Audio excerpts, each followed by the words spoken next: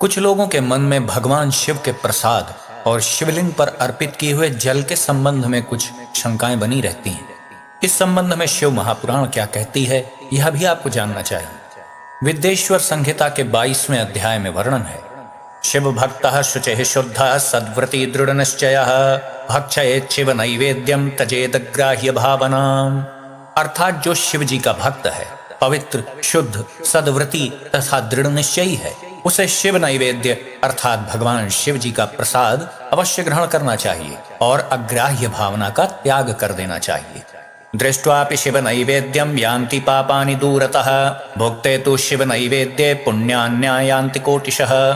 अर्थात शिव नैवेद्य को देखने मात्र से ही सभी पाप दूर हो जाते हैं और शिव जी का नैवेद्य भक्षण करने से तो करोड़ों पुण्य स्वतः ही आ जाते हैं। यद गृहे शिव नैवेद्य प्रचारोपि प्रजायते तद गृहम पावनम सर्वमन्य पावन कारणम। अर्थात जिस घर में शिव जी को नैवेद्य अर्पित किया जाता है या अन्यत्र कहीं से शिव जी को समर्पित नैवेद्य प्रसाद रूप में आ जाता है तो वह घर पवित्र हो जाता है और अन्य लोगों को भी पवित्र करने वाला हो जाता है।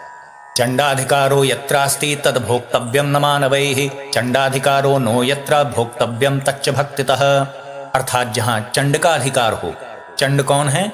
ये भूतों प्रेतों के अध्यक्ष हैं और भगवान शिव के गण हैं। इनका प्राकट्य भगवान महादेव जी के मुख से हुआ था। तो जहाँ चंड का अधिकार है वहाँ शिवलिंग के लिए समर्पित नैवेद्य का भक्षण मनुष्यों को नहीं करना चाहिए। जहाँ चंड का अधिकार नहीं है वहाँ भक्तिपूर्वक प्रसाद का भक्षण अवश्य करना चाहिए। और आप सभी जानते हैं कि पार्थिव शिवलिंग जो होता है, जो मिट्टी से हम बनाते हैं, उसमें चंडेश्वर का ही अधिकार कहा गया है। इसीलिए पार्थिव शिवलिंग से स्पर्श किया हुआ निर्माल्य और प्रसाद आदि हम ग्रहण नहीं करते हैं। स्नापयित्वा विधानेन यो लिंगस्नपनोदकम त्रिहि पिबेत् त्रिविधम पापम तस्य हाशु विनश्यति। अर्थात जो विधि पूर्वक शिवलिंग को स्नान कराकर उस स्नान जल को 3 बार पीता है, उसके समस्त पाप शीघ्र ही नष्ट हो जाते हैं।